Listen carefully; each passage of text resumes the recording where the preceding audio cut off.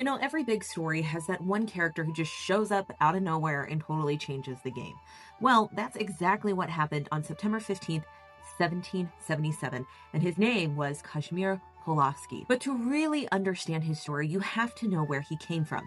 See, before he even set foot in America, Pulaski was already a big deal in his own country of Poland. He was a noble, but more importantly, he was a famous general and a major leader in a war to free Poland from Russian control. And think about it, he was already a war hero, fighting for his own country's liberty. Sadly, though, his side lost. With his army defeated and his life now in danger, Pulaski was forced into exile. He had to leave everything behind: his country, his home, his reputation. So he was basically a man without a country, and he ended up in Paris, where he met none other than, you guessed it, Benjamin Franklin. Now, Pulaski told Franklin he wanted to help America because he saw our revolution as a fight for the same ideals that he had fought for. Franklin was so impressed that he wrote a letter to George Washington calling Pulaski, quote, an officer famous throughout all of Europe for his bravery, end quote.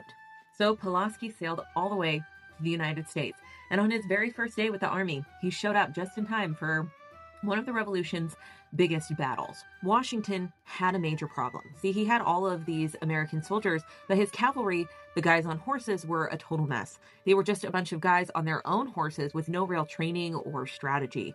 Then, at the Battle of Brandywine, the British launched a surprise attack. Washington and his troops were in deep trouble. Then, who comes charging out of nowhere to save the day? Pulaski. He led a group of riders right into the fight to protect Washington himself. It was a bold, crazy move, and thankfully it worked. Needless to say, Washington was impressed. So impressed, he didn't even think twice. He saw Pulaski's courage and knew he was the right man for the job. So on that day, he appointed Pulaski as a brigadier general, putting him in charge of all of the cavalry. He then formed Pulaski's Legion and took that disorganized, ragtag group of horsemen and transformed them into a disciplined, effective fighting force that would see action in New Jersey, South Carolina, and Georgia. He taught America how to use cavalry in a real war. Pulaski went on to become a true hero, and he ended up, sadly, giving his life for our country's independence. He died heroically in 1779 during the siege of Savannah, struck down by grape shot while leading a charge.